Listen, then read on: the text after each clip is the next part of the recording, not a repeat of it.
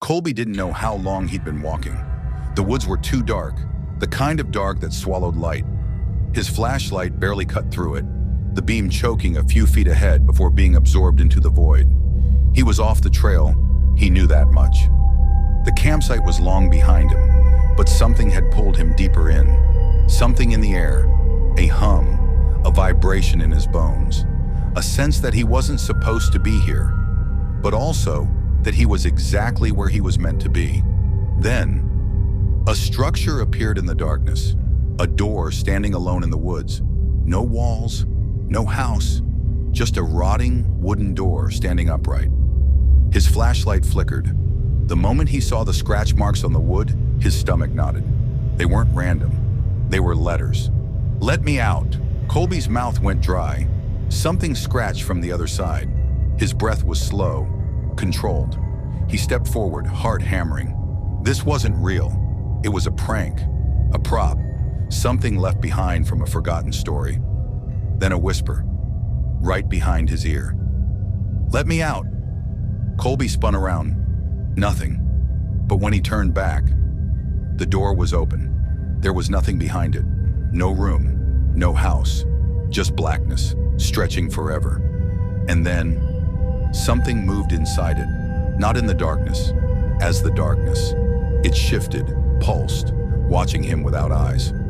Colby took a step back. The ground beneath him gave out, and he fell. There was no bottom, no impact, just an absence of falling. He landed somewhere, but his body felt wrong, like he was wearing someone else's skin. A long hallway stretched ahead. The walls weren't brick or wood, they were teeth, rows and rows of grinding teeth lining the corridor like a throat that never ended. The air hummed, vibrating inside his bones. Then, a voice, his own voice. "You were never supposed to leave." Colby whipped around. Something stood there. Not a person, not a creature, a shape, a mirror of himself. But its face was wrong, its mouth too wide. It smiled, and Colby's jaw split open in response. His body moved without him. He wasn't walking. Something was making him walk. Every step, the hallway of teeth flexed, chewing without biting down, grinding, waiting. His arms twisted in directions they shouldn't.